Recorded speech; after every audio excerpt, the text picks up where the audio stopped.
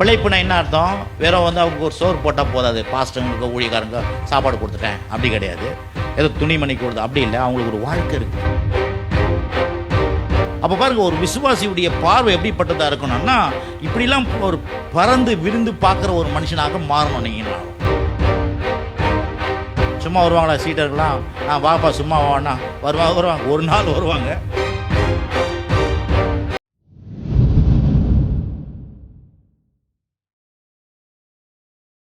இன்னொரு இடத்துல அன்றைக்கி டிவியில் ஒருத்தர் கேட்டோம் பாருங்க, ஒரு பாஸ்டர் அழகாக பேசினார் பாருங்க. ஒரு மத்தியானத்தில் வில்லிவாக்கத்துலேருந்து பேசுகிறார். அந்த கொடுக்கறத பற்றி அழகாக பேசினார். என்ன சொல்ல வரேன்னா, அந்த சுவிசேஷ நிமித்தம் ஊழியக்காரர்கள் சுவிசேஷம் பிழைக்க வேண்டும் அப்படின்னு எழுதப்பட்டிருக்குது. அது கட்டளை இட்டுக்கிறாராம் கத்தர். கட்டளை இட்டுனா சும்மா செஞ்சா செய். பிழைப்புனா என்ன அர்த்தம்? வெறும் அவங்க ஒரு சோறு போட்டால் போதாது, பாஸ்டங்களுக்கு ஊழியக்காரங்க சாப்பாடு கொடுத்துட்டேன் அப்படி கிடையாது. ஏதோ துணிமணி கொடுத்து அப்படி இல்லை, அவங்களுக்கு ஒரு வாழ்க்கை இருக்குது, அவங்களுக்கு எதிர்காலம் இருக்குது, அவங்களுக்கு ஒரு குடும்பம் இருக்குது, அவங்களுக்கு பிள்ளைங்க இருக்கிறாங்க. அப்போ அந்த அத்தனையுமே யார் பார்க்கணும்னா, உபதேசிக்கப்படுகிற ஆட்கள் தான் பார்க்கணுமா. உபதேசிக்கிறவர் இல்லை, உபதேசிக்கப்படுகிறாங்க பாருங்க, கேட்கிறாங்க பாருங்க. அதான் சொல்றேங்க, ஞான நன்மை விதைக்கிறவர்களுக்கு சரீர நன்மை அறுக்குவது தப்பா அப்படின்றார். அப்ப பாருங்க, ஒரு விசுவாசியுடைய பார்வை எப்படிப்பட்டதா இருக்கணும்னா, இப்படிலாம் ஒரு பறந்து விருந்து பார்க்குற ஒரு மனுஷனாக மாறணும். நீங்களும் நானும் கூட.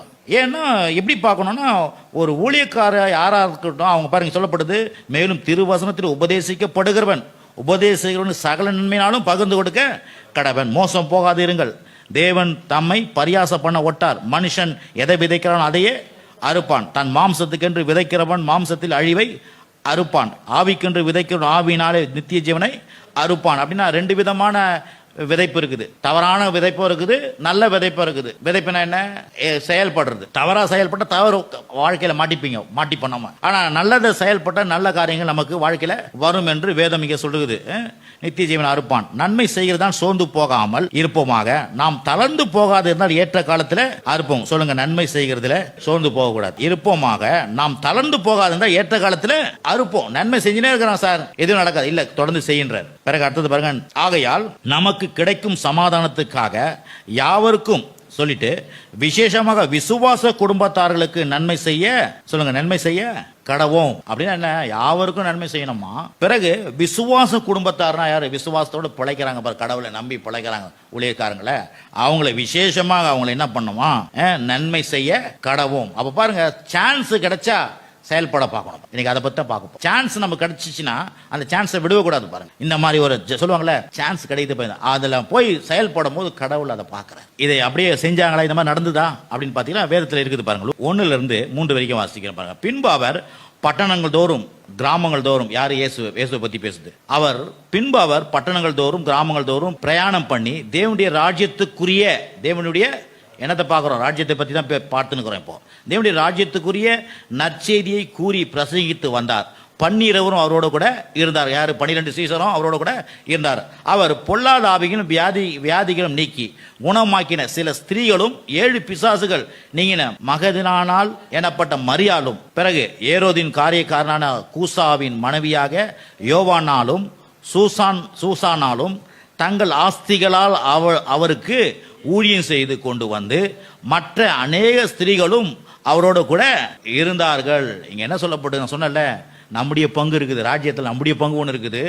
விசேஷமாக விசுவாச குடும்பத்தார்களுக்கு ஊழியம் செய்கிறவர்களுக்கு எப்படி ஊழியம் பண்ணணும் அப்படின்னு சொல்லிட்டு சொல்லும் போது அங்கே படித்தோம்.